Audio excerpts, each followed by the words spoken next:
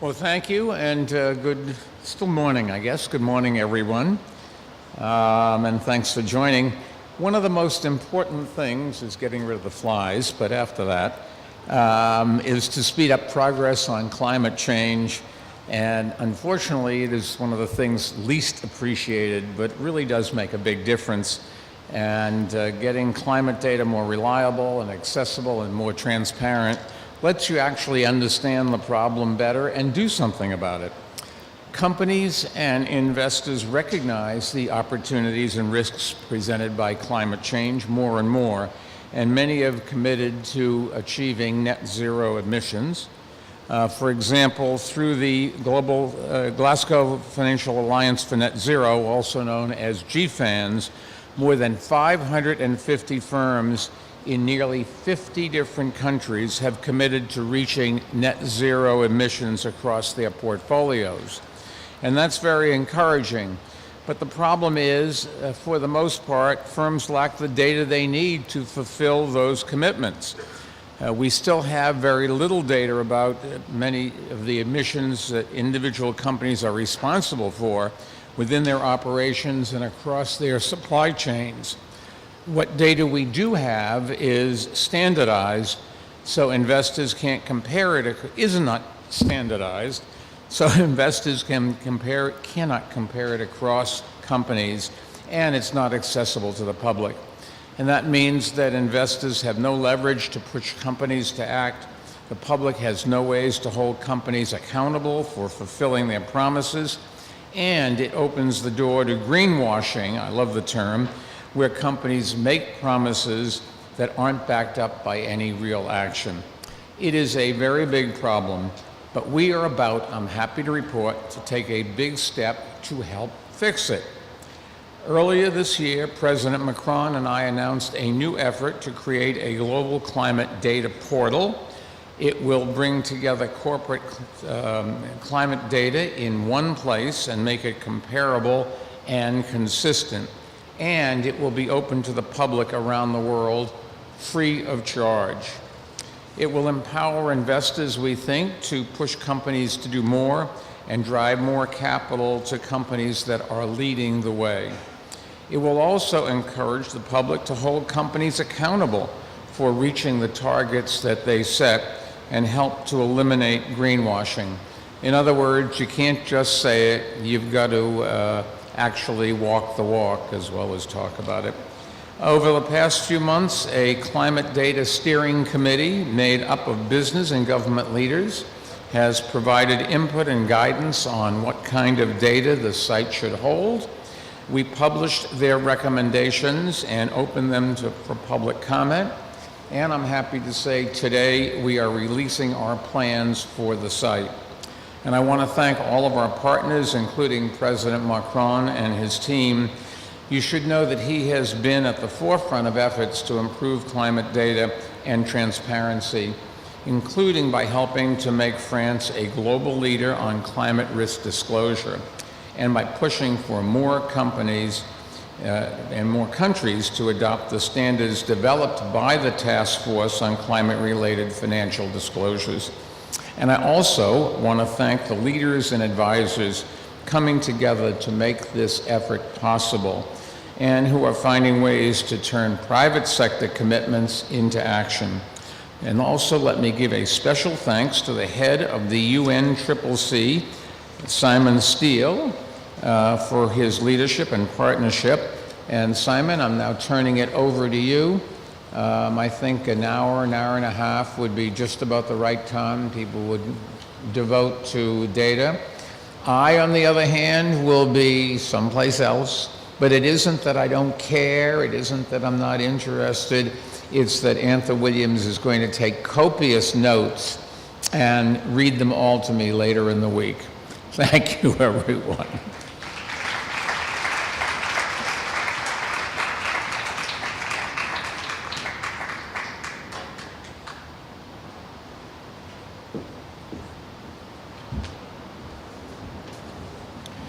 Thank you, Mike, and a very warm good morning, still good morning. I'm not sure what time it is, day or night, working in these confined spaces here. But welcome all to this session. I want to start by recognizing the strong leadership of President Macron and Special Envoy Bloomberg and their partnership with the UNFCCC to deliver this open data initiative. And I also want to extend my appreciation to the members of the Data Steering Committee, this group of business and government leaders that have been driving this process. And it's through their work and their diligence we've managed to get to where we are today. And as I said, I started to outline it in my opening statement here at the COP that there needs to be greater ambition by all actors, all sectors, all regions, all nations. And what is at the heart of that in terms of not only driving ambition, but it's the need to be able to monitor and to account for what is being done and what is not being done and the interventions that are required to push the process forward. And I've set myself a goal and a goal of the UNFCCC to be the accountability chief of the process. There is no other organization globally with the credibility and the capacity and the integrity to account on what is being done. We already do that with the NDCs. We released the latest NDC synthesis report just a few days ago. And the need to expand that beyond governments, looking at what is happening in the non-state actor space, where a lot of progress is happening and further progress is expected in order for us to meet our net zero targets and to get us to where we want to be in the near term in 2030. And the bedrock for, in terms of this accountability function, the bedrock is that of trust, which is why the platform is built. It's an open, reliable, and a transparent data system. So for far too long, companies and financial institutions have made very public commitments to reducing emissions and achieving net zero without any credible ways to actually measure it. And there are many out there that are living on pledges. And as we move to this new era pivot from the words, whether it is negotiations, whether it is pledges, but to real action and implementation, the need for this credible accounting system is so crucial. The Net Zero Data Public Utility will help us with this, and it will achieve this through providing financial institutions the information they need from the companies that they finance to ensure transparency down the line. It also provides a level of accountability and disclosure that makes this an effective tool for policymakers and investors. And as Mike said, this pushes companies to doing more, moving further forward, faster. But it also creates the environment that's required for the much needed investment in terms of the rapid transformation that is required.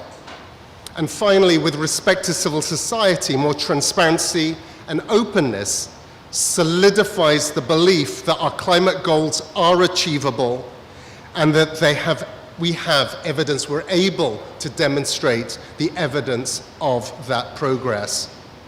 So looking forward, the UNFCCC is committed to working collaboratively with you on this utility, and this ensures that the outputs of this work are fully integrated in our global climate action portal.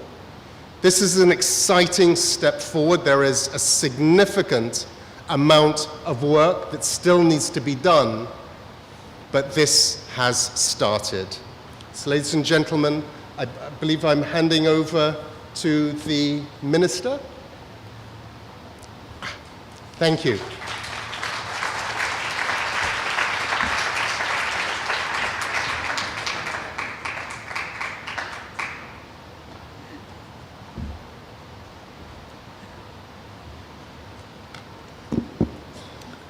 Good morning to everyone.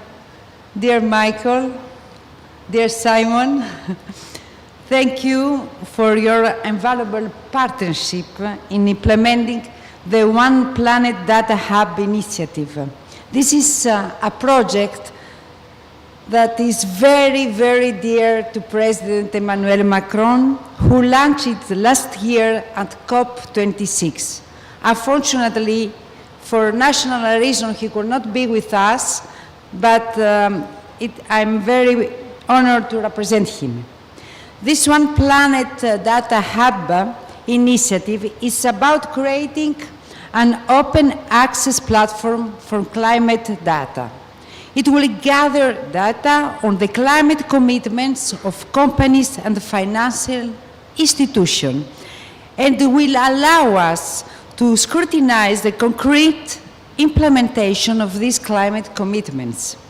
It is crucial because, as we keep repeating, this scope marks the time for concrete implementation. Today, most financial institutions and big companies have committed to carbon neutrality by 2050. These are the promises. But yet, scientists keep telling us that they were still not on track to achieve our climate goals. I could not stress this strongly enough. The risk of corporate greenwashing on net zero commitment is a threat to climate action. How do you expect our citizens to do their part of the collective climate effort if big polluting companies don't do their own? UN Secretary General Antonio Guterres has rightly identified this risk when he set up an anti-greenwashing task force earlier this year. The Net Zero Public Data Utility will be an effective tool to fight this risk of greenwashing. It will monitor the progress made by each company and each financial institution to achieve its climate targets. It will allow everyone to be informed about which companies really act on climate and which companies do not. And by doing so, it will shed light on the potential gap between companies' climate pledges and their action. But it will also valorize, finally, the companies that sincerely committed to green their business. This initiative, my dear friends, it is a huge step forward for transparency and accountability, as you said, Michael, on climate action.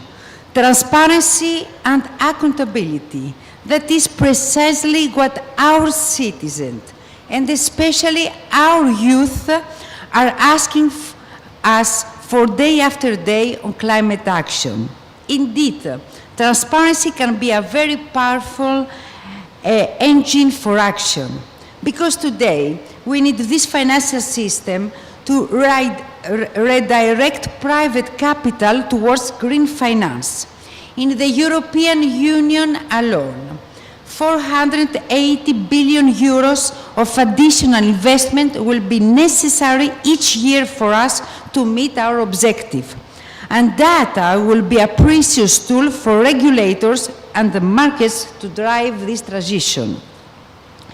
Because climate data is so important for the ecological transition, my country, France, and Europe have already implemented strong measures on this front.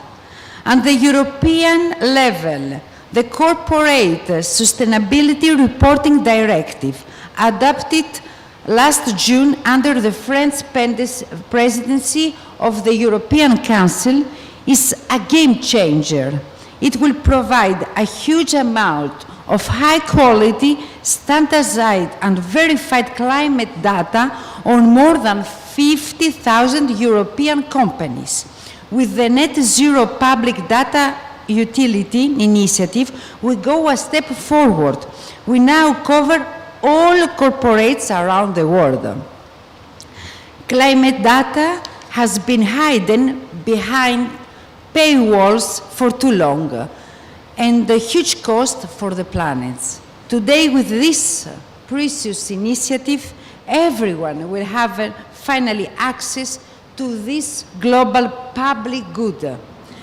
But we're still at the beginning of our journey. A pilot version of the database should be operational by COP28 next year.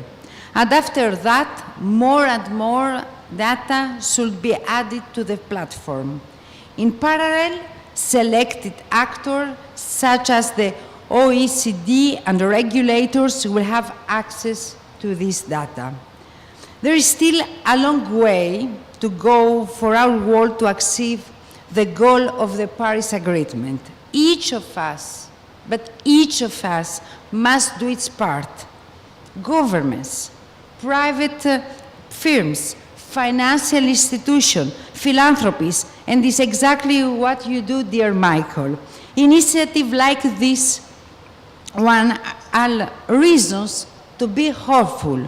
So you can count, all of you, on the full mobilization of my country, and especially on President Macron's personal commitment and mobilization.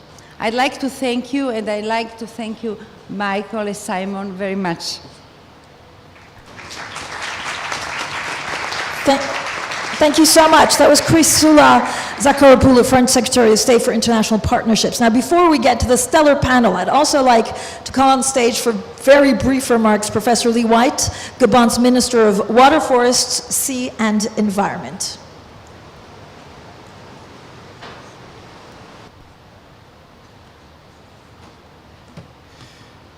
Thank you so much. Very brief. I have a reputation for talking too much, so I will be very brief. As the newest member of the committee, it's a great pleasure to be here today. As the host of the One Forest Summit, co-host of the One Forest Summit in Libreville in March next year, it's great to be here on the One Planet Data Initiative. I'm Gabon's Minister of Water, Forests, the Seas, the Environment. I'm a scientist by training, so I like data. I think data is critical to understanding the problem we're in. Having clear, transparent, quality data is extremely important. Yeah. Listening in the different rooms as a minister from the Congo Basin, I'm hearing all sorts of statistics about Congo Basin. Congo Basin's absorbing 30 billion tons of CO2 every year. But all these statistics are things that are physically impossible. There's all sorts of data flowing around, and much of it is questionable.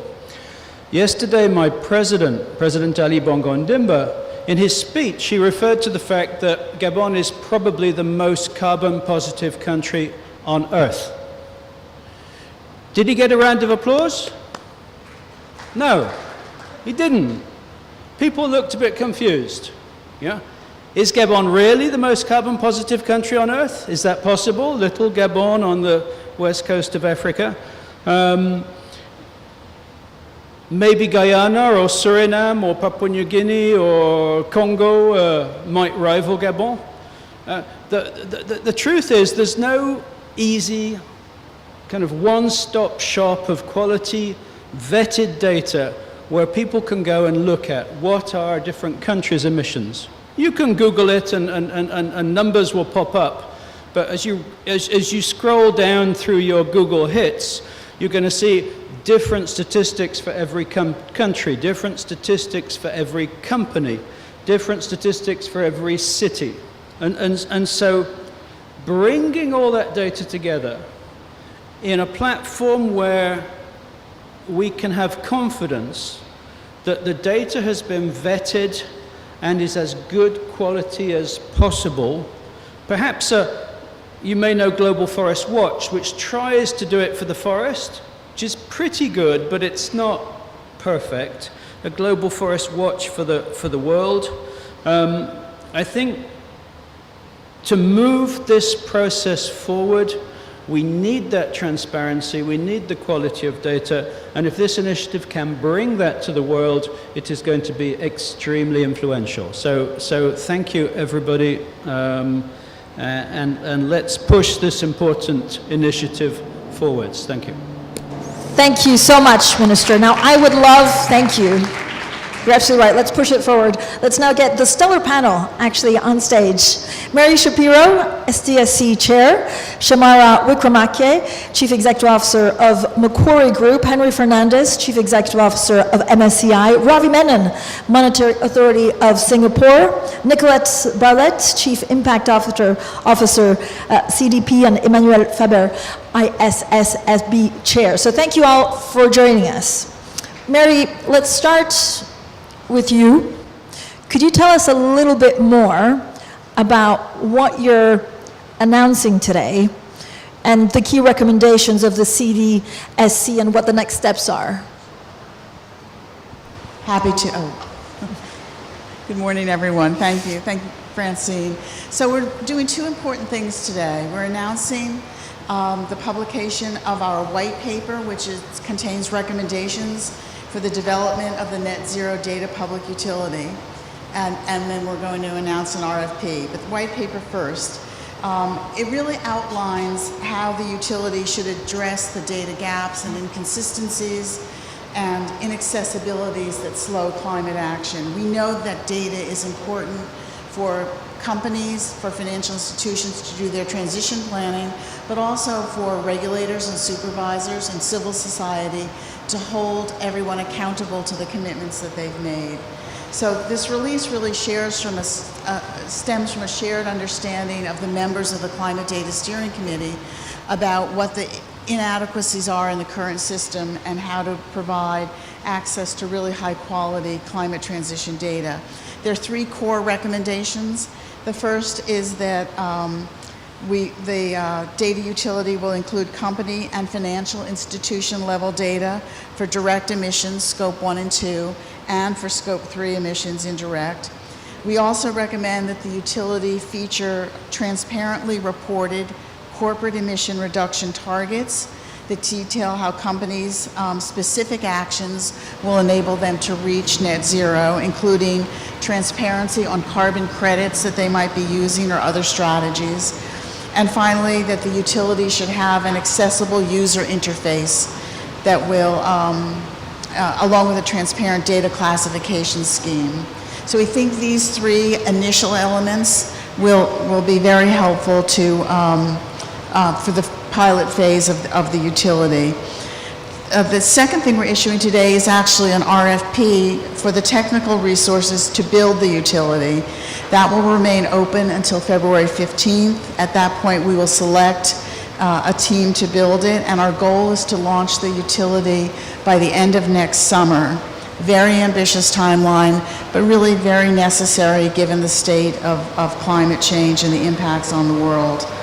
As we build the utility between now and this time next year, we are going to continue to seek lots of shareholder and stakeholder input through focus groups for financial institutions and corporations, focus groups for assurance and verification providers, and opportunities for real economy companies to have input. So we think, first of all, I would encourage participation in that process by anyone who's interested. But we think that this will ensure that we build something that's genuinely useful. Mary, thank you so much. Shamara, most financial institutions now are really working on their net zero plans at the moment. What do you need to make it a little easier?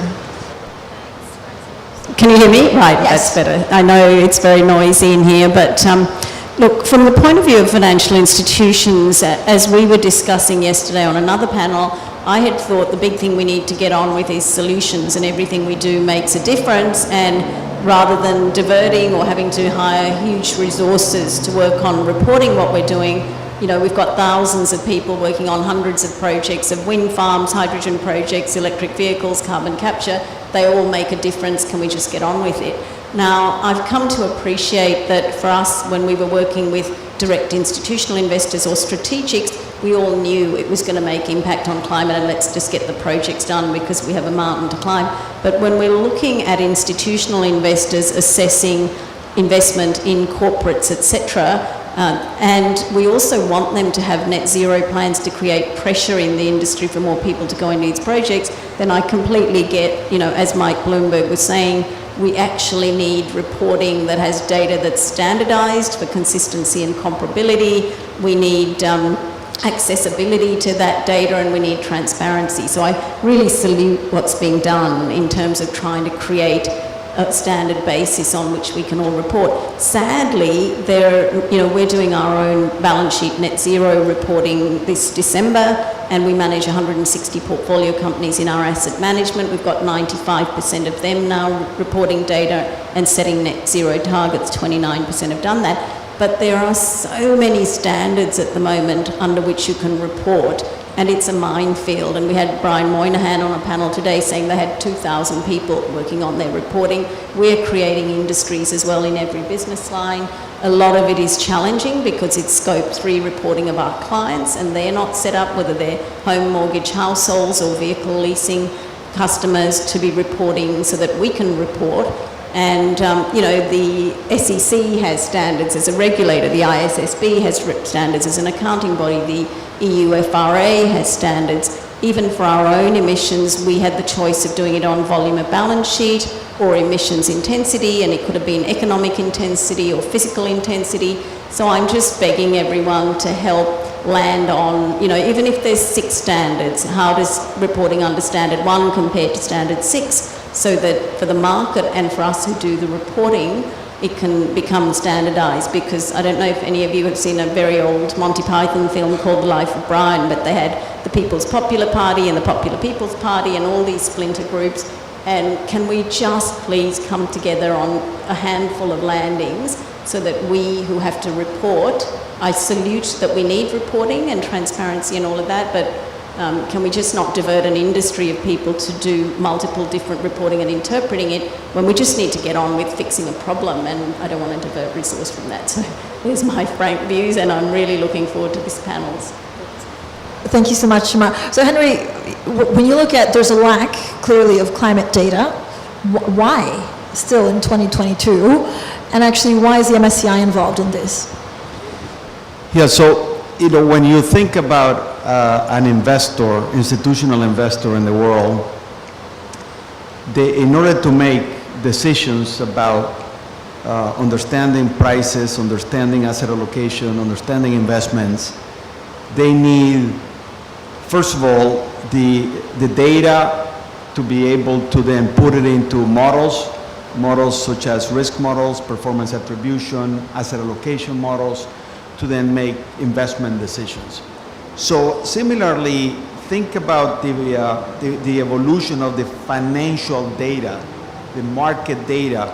In order for a bank to make a decision about a loan, how to extend a loan or how to take risk, they need financial data. If you want a pension fund or an asset manager to make a decision about an investment on a company, they need financial data. A lot of the financial data has been developed over decades, throughout the last century and this century. So the reason why there is not much climate data to make those decisions and to feed it into these models is because it's a newer, area of the world. So for us to be able to help either the banking industry in finance or the insurance industry or the global investment industry, we need to be able to have that foundation of data, climate data, carbon data, similar to the way we have financial data. And clearly this public data utility is going to be a major step in that direction, in putting that foundation. It will clearly not be enough, because on top of that, you need to build models. Models, for example, the implied temperature rise metrics, that are forward-looking, risk models, climate value at risk models, valuation models, and things like that will need to be built on top of that. But without the foundation, it's going to be very hard. We at MSCI are extremely excited to be part of this initiative and extremely supportive of it. We are, we're pushing it as far as we can, but we're also not waiting. Right now, we're developing carbon emission estimates on hundreds of thousands of financial instruments, and by the end of this year, beginning of next year, we're going to have millions of financial instruments with estimated data that then will need to be double-checked about the actual data that is supported by companies. Thank you so much, Henry. To Ravi, when you look at some of the several projects, I know there are proposals also on how to gather ESG data in Singapore. What we're talking here is about interoperability, so making sure that actually the data matches or you can use from one to the other. So how do you see the work of the CDSC augmenting efforts underway in Singapore, such as Greenprint? Thank you. So I speak from the perspective of both the Monetary Authority of Singapore and the network of central banks and supervisors for greening the financial system. And from both perspectives, we are really excited by this work that's coming forward, the net zero data public utility. We all agreed on two things. Good data is foundational for effective climate action. Two, good data is a public good, is a global public good. And the CDSC's efforts are premised on these two principles. What's the good news? The good news is that there is a wide variety of data initiatives, data platforms, data service providers, and data utilities. What's the bad news? There is a wide variety of data utilities, data platforms, data service providers. And this goes to the point that Shamara made. So there is a lot of effort being made, and that is great, but we need to make sense of that terrain because it is confusing. And this is where I think the NZ DPU can play a critical role as a platform for interoperability. I would make a strong pitch here. There is not going to be a single global data standard or template.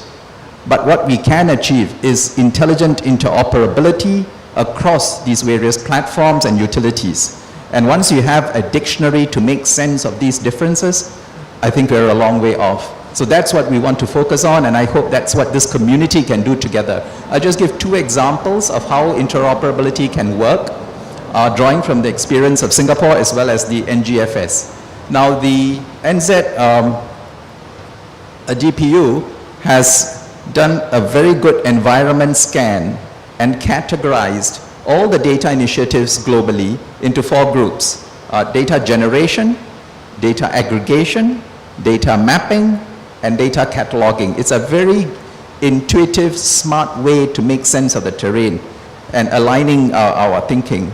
So just to give an example, in the area of data aggregation and mapping, we see a lot of potential and synergy between the NZ DPU and what in Singapore we're trying to do with what we call Project Greenprint. Project Greenprint is basically a digital platform that has got 4 utilities. I will not go into the details. I'll just mention one of them, which has alignment, which is the ESG disclosure platform. So companies, especially small and medium enterprises, will gather their data and input into this platform, and this platform then helps to make sense by aligning the data to various standards and frameworks and churning out sustainability reports. Now, there's great synergy here. This actually reports sustainability reporting against a metric of 27 core indicators, including Scope 1, Scope 2, and Scope 3 emissions. And this What we are focusing on now is to ensure this is interoperable across borders so that it can connect with other data platforms. And of course, we see the net zero data public utility as a kind of mothership in which we can load up data. Now, this requires commonality of definitions. It requires systems integration, which means technology platforms need to talk to each other, and there should be clarity of definitions and how the data is being tagged. Last, I want to talk about the NGFS. Here, I think the effort we have made is in line with data cataloging. And this is a living catalog of climate-related data that the NGFS has put together. And it maps available data to the data needs of industry and regulators and supervisors. And to date, it has already pinpointed and mapped over 1,200 raw data items and 748 data sources. So you need a dictionary or catalog, and that's what the NGFS is trying to provide. And this can be accessed on the NGFS website and also can lead in to the efforts that are being done at the level of the NZ DPU.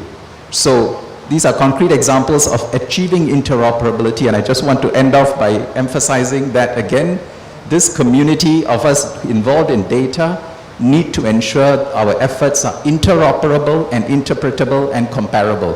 Thank you. Thank you so much.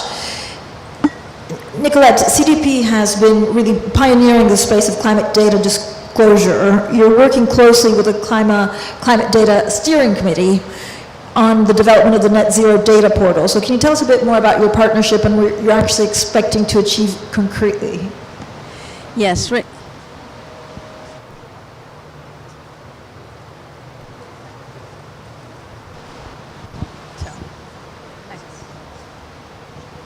Hello? There we go. So thank you. Yes, really excited to be CDP. We've seen a massive growth in disclosure in the recent years. In 2022, more than 18,700 companies disclosed their environmental data through CDP, which is a 233% increase since the Paris Agreement and a 42% jump since last year. It's a record increase year for us. So we're so delighted to be part of the work being done here by the Climate Data Steering Committee and to be able to support with the foundational layer of data. Our data covers more than half of global market cap. It's a really important step, I think, that this public utility provides towards global harmonization and standardization. And I think the panel has already really emphasized that really well. We've been working on that for many years, answering the calls of companies, investors, and other stakeholders, and using disclosure of environmental data to drive climate action, which is the key here. The point of it all is we're trying to shift decision-making, and I think that is ultimately what this data can really provide. I think it will not only drive faster corporate action, we've seen it, that disclosure is the bedrock of action, but it will also allow for investors and other stakeholders to assess transition planning and to allocate capital accordingly, therefore boosting the competitive advantage of those companies who are disclosing through CDP and feeding the utility. The Net Zero Data Public Utility will be a significant step forward in the shared mission, and critically will rapidly evolve digitization, and I think this is the big step and innovation that is coming forward, allowing for this interoperability at a global level and helping us to further drive the net zero economy. Thank you. Thank you so much. Emmanuel, as chair of the ISSB, you're focused, of course, on building a baseline for standards across jurisdictions. What have you been doing to advance the work, and where are you on that today? Thank you, Francine. Well, it's really exciting to be sitting here in COP27 because ISSB creation was announced actually in COP26 in Glasgow exactly a year ago. And so that was the result of a very strong demand, urgent and strong from multilateral organizations, but also market participants, about the absolute need for cost-effective, decision-useful set of sustainability disclosures for the capital market. So basically, answering a few of the questions that were raised by my fellow participants here. So that's what we've been tasked with, creating the ISSB, starting with the work. Where we are right now is that we have consulted on the foundational S1 standard and the climate standard. We were blessed with nearly 30,000 people engaging with us in the consultation, 1,500 letters of comments, some coming from some of our fellow panel participants here. And where I think we are right now is we're probably 80% into the redeliberation of substance in our climate standards, which means that I continue to be very confident that early 23, they will be ready for going through the IOSCO critical endorsement process on one side, but also early adoption for any company, any coalition, and that starts with my friend Nikki here, where CDP and ISSB announced this morning that CDP is going to use the climate standard of ISSB for the 24 disclosures. That's already 17 or 18,000 companies that will early adopt our standards on climate. We're now, therefore, gradually turning into implementation, and that's where I think that's the link to what is being discussed here. The first aspect of action, climate action, I would say, point that we have on our roadmap to implementation is the fact that we immediately decided, actually October, that the next stage of our standard setting work is going to be about the enablers of the climate transition. So that's about natural ecosystems, biodiversity and water, and just transition and the human capital topics that are related to the climate transition. The second aspect is that 60 days ago in Cairo, the Minister of Finance of the African Union supported the work of ISSB and encouraged jurisdictions here to early adopt as a way to make sure that capital flows would come from mainstream here to finance and support the resilience of African economies to climate. And we are 60 days after, and I'm very happy that in an hour or so we will actually announce a UN-backed partnership platform for capacity building in emerging countries, developing economies, small and medium-sized enterprises, because on climate, no one can succeed alone. We need a truly inclusive method, and that's why we're thrilled to be able to do that. And the last thing I'd say is, of course, what we're discussing right now. Reading the final white paper that was prepared by Mary's team, I would like to commend Mary and her team for driving this effort. It's incredibly important. There's also, a very clear sense of where our responsibility lies. And I just want to say, as the global standard setter, there is probably a lot that we can enable if we work closely with the CDSC in ensuring that this language is one language, interoperable, and then hopefully make sure that data will be used as a common good for informing capital market, but also policy making against climate. So thank you so much for having me. Thank you so much. So we have another 10 minutes. So I'm actually going to ask the audience to give me a quick show of hands, because this will be a game changer, of who's optimistic that this is done. We've seen a lot in the last 12 months after COP26 in Glasgow. Are we optimistic that things will change, that this will happen in a timely fashion that's needed to make a real difference? Okay, who's not as optimistic as they were 12 months ago? Okay, I would say we have a 70-30 split. A lot of people are shy, don't want to put their hand up. Mary, what are you optimistic about?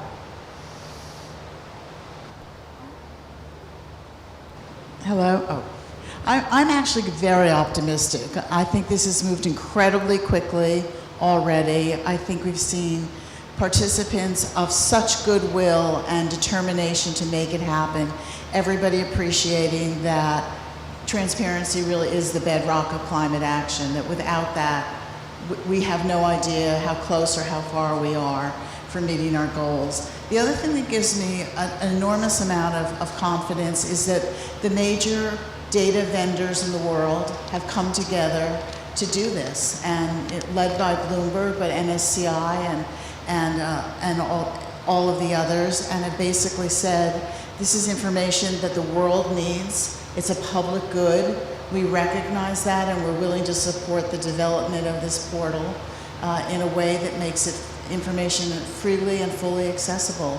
And you don't see competitors coming together fully in compliance with the antitrust laws, I might add, but coming together to do something like this in such a profound way. And so I am optimistic.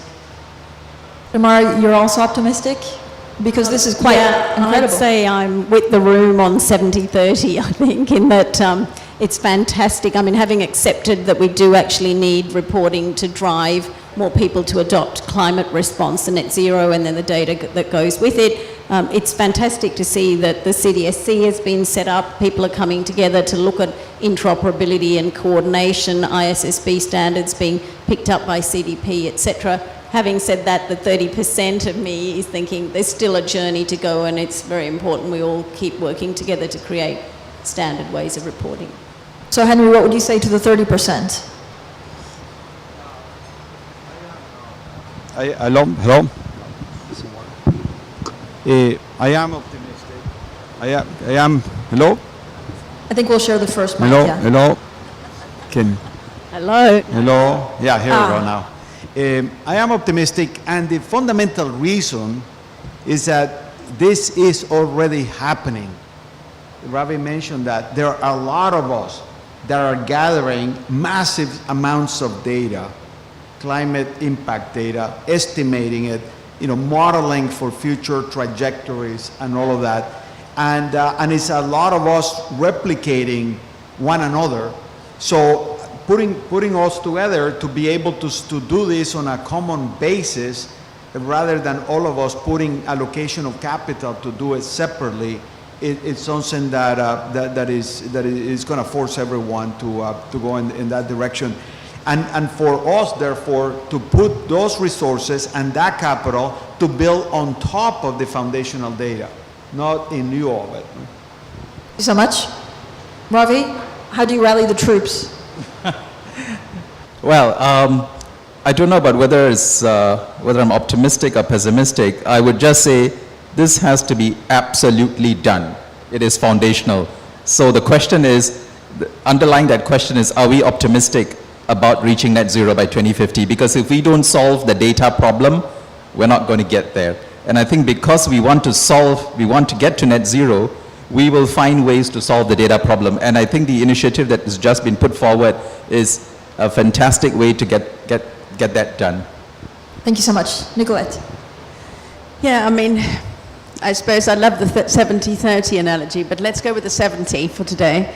I think what's key is it's not that data on its own saves the world. It's foundational, as you say. But in order to implement and report on these standards, we've learned, and this is why it's the bedrock, companies need to shift things internally. They also are users of this data internally. The data flows through them, and in collecting it, in answering through what investors and other stakeholders need, they start to shift decision-making and governance in the organization. And that's the key here. That's for me the key. And we have seen that work over the last 22 years. So I have no doubt this will drive action. Emmanuel? Well, if that works, yeah, it does, sorry. I'll put it bluntly, I don't have time to be pessimistic. It's as simple as that. And frankly, I don't even know if I need to be optimistic, because I think it is happening. I am absolutely convinced that climate change will entirely redefine competitive advantage for nations, for companies, and therefore for investors and capital providers. So indeed, what needs to happen is that triangle that we've been talking about, which is the absolute necessity of a global baseline of standardized language, the data that comes with it with transparency, and as Nikki's just pointed out, the capacity building that's got to be there. So that's what I would have to say. We don't have time to be pessimistic here. There you go. That's very strong messages to bring back home. Thank you so much, Mary Shimara, Henry, Ravi, Nicolette, and Emmanuel. So with that, that's the end of our session. We look forward really to the next steps on the data portal, and we hope everyone has a fun and fruitful COP. Merci.